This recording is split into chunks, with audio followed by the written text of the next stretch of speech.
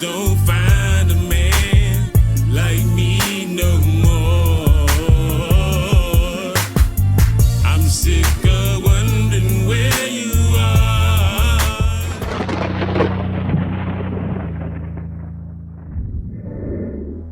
Daz would further expand his catalog, producing a few records on the Murder Was the Case soundtrack. But arguably his most successful production credit has come on one of the greatest hip-hop albums of all time, Tupac's classic, All Eyes on Me.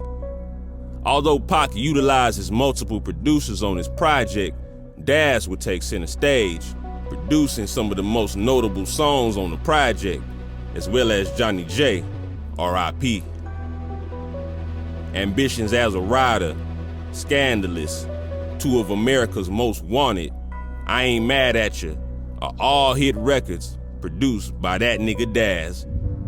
All Eyes on Me is one of the most successful albums in rap history, being certified diamond or 10 million records sold by 2014, and Daz was one of the main reasons why.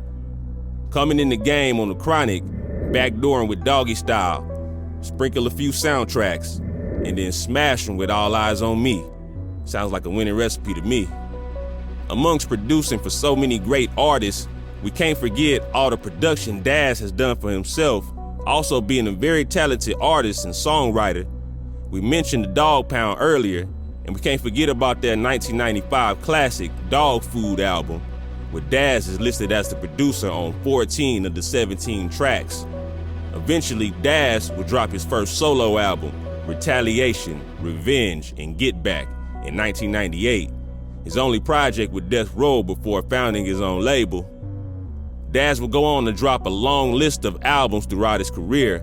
At one point in time, Daz and Corrupt would have a falling out before eventually coming back together to drop Cali Is Active, with Snoop Dogg as the executive producer. From all the Death Row artists like Tupac, Dr. Dre, Snoop Dogg, Nate Dogg, R.I.P., Lady of Rage, RBX, and more, not to mention artists like Mac 10, Trey D, MC8, Ice Cube, Too Short, Warren G, DJ Quick, Dub C, Scarface, C Murder, and the list goes on. Although Daz has been active for a long time, like a lot of young producers coming up in the game, there's a lot of records he may have produced or a program that he didn't get full credit for. It's also been said by a lot of people, including Suge Knight, that Daz produced a lot of songs Dr. Dre got the credit for. And then Dr. Dre heard it, then Tupac came and he said he got a song with Tupac. I mean, he got a song with Method Man and Redman in there. You know what I'm saying? And Pac didn't know that I did the beat, because Dre said he did the beat. Then when they came playing it, I'm like, nigga, that's my shit. You know what I'm saying? That's when Tupac, Dr. Dre got into it, you know, all that type of shit. Who knows what they had worked out, but we all know that Daz deserves his fair share, considering his body of work. From all the classic albums, mixtapes, and various soundtracks, Daz has made his presence felt, not only on the West Coast, but hip-hop and rap music in general. There's no way we could talk about West Coast rap production and not mention Daz, Dr. Dre's first student. I learned, I'm a student of the game. I'm Dr. Dre's first student. You know what I mean? So everything that I do is like perfection, you know. Sometimes corrupting him, you're like, man, you switching the song up on us, man. And I'm like, hey, I gotta get the kick right. You know, it might sound like that, but then you gotta get the frequencies.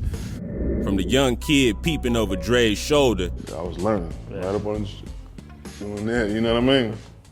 To executive producing and overseeing full-length projects, contributing to timeless music while not always receiving full credit, and working with some of the greatest talent in the game, going multi-platinum, being nominated for and winning several awards.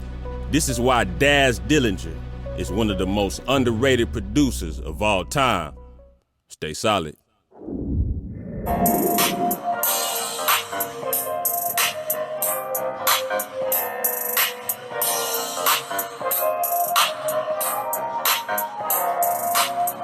I won't be a victim to your homeless.